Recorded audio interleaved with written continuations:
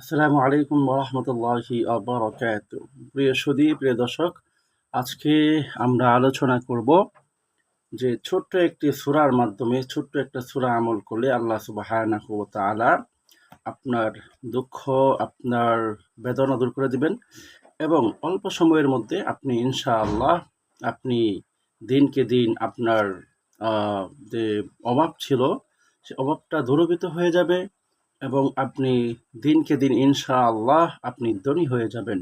আসুন সেই আমলটা আমরা জেনে নিই। বলা হয়েছে, যখন কোনো ব্যক্তি তার ঘরের মধ্যে যখন সে প্রবেশ করে বা যখন সে তার ঘরের মধ্যে যখন সে প্রবেশ করবে, তখন অবশ্যই সে যদি এই আমলটা করে আল্লাহ সুবহানাহু ওয়া তাআলা তাকে ধনী করে দিবেন। সেই আমলটা কি এবং সেই সূরাটা কি? সূরাটা হচ্ছে সূরাতুল ইখলাস। কত সুন্দর একটি সূরা এবং এই সূরাটা আমরা কম বেশি সকলেই জানি। তাহলে সূরাটা হচ্ছে এরকম যে আপনি যখন আপনার ঘরে প্রবেশ করবেন, আপনার ঘরের মধ্যে লোক থাকুক বা না থাকুক, আপনি সালাম দিয়ে যে আসসালামু আলাইকুম ওয়া রাহমাতুল্লাহি ওয়া বারাকাতুহু, সালাম দেওয়ার পর আপনি এই আমলটা করবেন। আপনি এই সূরাটা পড়বেন। আউযু বিল্লাহি মিনাশ শাইতানির রাজীম। বিসমিল্লাহির রাহমানির রহিম।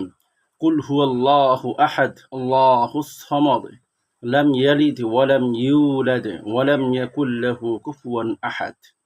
এই যে সূরাটা পড়লাম, এই সূরাটা যদি আপনি নিয়মিত ঘরে প্রবেশ করার সাথে সাথে আপনি এই আমলটা করেন, তাহলে আল্লাহ সুবহানাহু ওয়া তাআলা এই সূরার বরকতে, এই সূরার মাধ্যমে আল্লাহ সুবহানাহু ওয়া তাআলা আপনার অভাব দূর করে দিবেন এবং আপনি অল্প সময়ের মধ্যে আপনি ইনশাআল্লাহ আপনি আপনি ধনী হয়ে যাবেন এবং এই আমলটা করার মাধ্যমে আলহামদুলিল্লাহ আমিও উপকৃত হচ্ছি। তাই আপনাদেরকে আমি বলবো, এই আমলটা আপনারা এখনই শুরু করে দেন। আসসালামু আলাইকুম ওয়া রাহমাতুল্লাহ।